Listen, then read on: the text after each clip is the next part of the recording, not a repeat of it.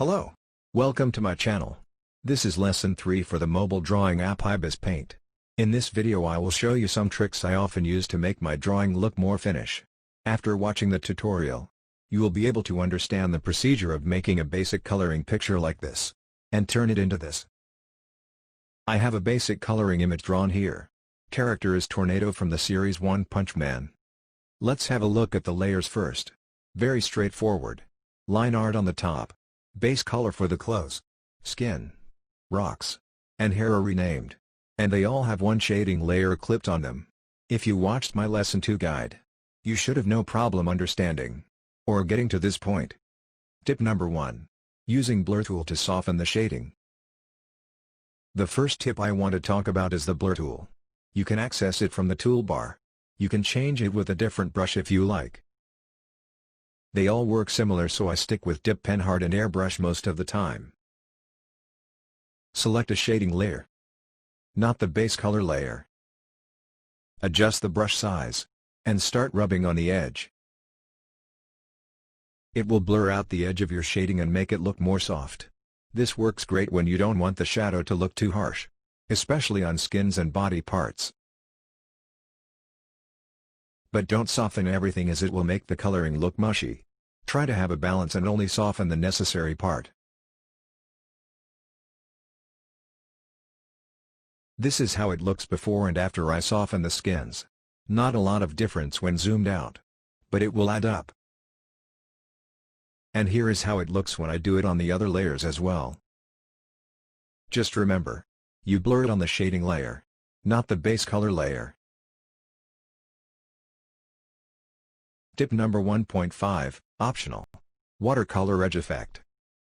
This step is optional, but I really like the effect, so I want to show it to you. After you finish softening the shading, you can go to Filter and apply a quick watercolor edge effect to it. Go to Tools, tap the FX icon, or Filter. And under Style, you have the wet edge. You can adjust the width to make the edge larger or smaller, and strength to make it more or less visible. Notice how the edge won't apply to the softened shading, only the hard edge. I like to have a subtle outline, so I am usually using small numbers, such as 2 to 3 pixels width and 20 to 30% strength. Again, this will only work on the shading layer. If you apply the filter on the base color layer, nothing will happen. Tip number 2. Adding an extra shading layer to each part. This may look like common sense, but having just one extra shading layer will bring more depth to the coloring. On top of each shading layer, create one more empty layer and clip it again onto the base color. And start drawing with a darker shading.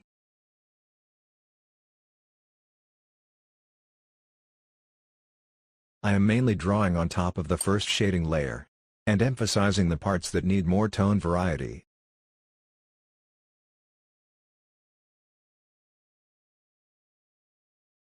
Do this on all parts and you will have this before and after.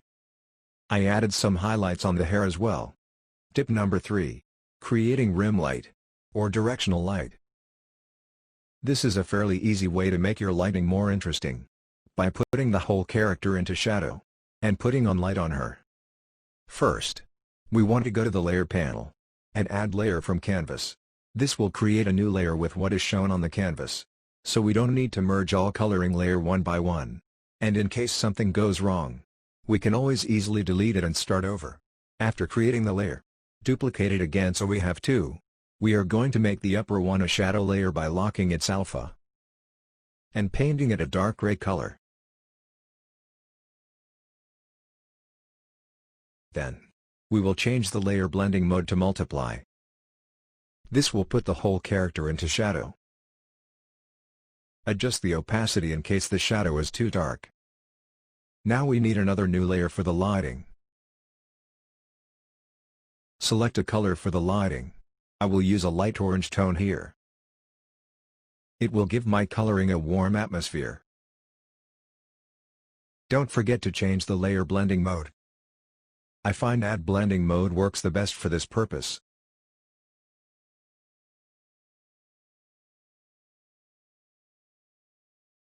In case the color is blocking the linear, just move the linear layer back to the top. Now just imagine the light coming from the back of the character if you are drawing rim light, and adding the lighting across the edge of the character. If you are drawing directional light, such as light coming from the left from a window, you can focus on putting the light in that direction and leaving the other side in shadow. Notice that I am making larger shapes on the dress, not because it looks more natural, just because I think it's more interesting to look at. And just like shading layer, you can use blur tool to soften some parts if you like. Here is how it looks at the end. I think it adds another level of depth to the drawing. Furthermore, we will be adding more glow to the drawing. Create yet another new layer. Choose Add Mode again. And pick a airbrush. Using a fairly large brush size, lower opacity, and start brushing to make the character glow. Such as highlights on the hair, rim light on the clothes, glow on the skin, etc. You can use other colors too. Here I change to a purple and apply some to the back of the hair and other parts. This is the most fun part, so take your time. But then again, don't overdo it. Don't make the character all shiny for no good reason. Tip number 4. Using real photos as background. Ibis Paint has some great built-in anime-style background and real photos. You can access it by going to the upper right corner and taping the image icon. You will find a lot of materials including texture, pattern, etc. Scroll down and you will see anime backgrounds and real backgrounds. Check them out and you may find something that works for you. They are mostly Japanese school settings, with a little bit of landscapes and sky near the bottom. If you want to use it, simply tap the image and it will automatically create a new layer with it. It will also let you resize and transform the image before putting it down. You can also use your own photo that you take or found on the internet. Go to the layer panel, tap the camera icon and you can browse your phone for the photo. Tap on it and it will be added to the drawing on a new layer. Next is to resize and move it for the right place. You will also want to move the layer order so it is not on the top and blocking everything. We will want to edit it a bit so it can match our character. Because anime characters in real background just don't make sense. We can quickly create a depth of field effect by blurring the whole background. With the background selected, go to Filter and choose Lens Blur. Play with the radius and brightness to make it look right. You should also play with the color balance and make it match the lighting of your character. The image I am using here fits quite well, so I don't need to just yet. One thing to remember.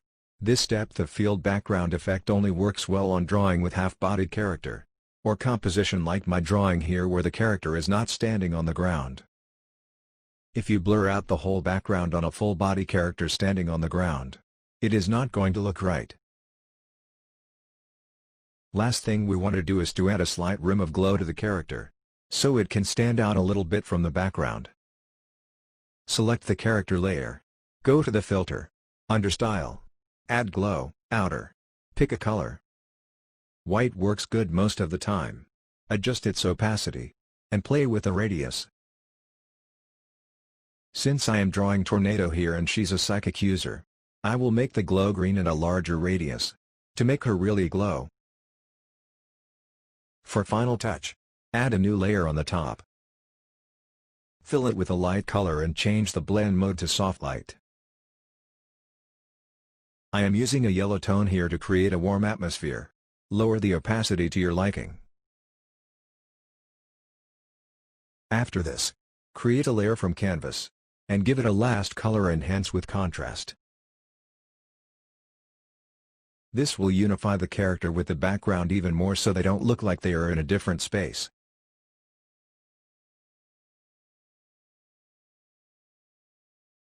Other tips. Color in your line art. Line art doesn't need to be black all the time. You can make it in various colors as well. Simply lock the alpha for the line art. Use airbrush and start changing the color.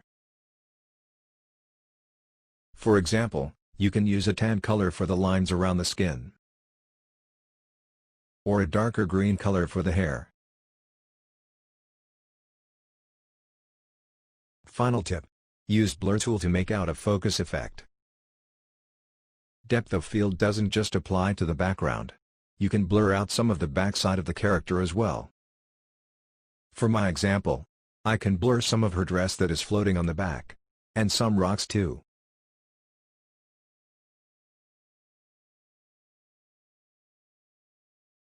That is it for the video. I use all these tricks to turn my basic coloring into a much more finished artwork. I hope it can help you touch up your drawing too. If you find anything that is confusing in the video, please let me know. I will see you next time. Stay tuned.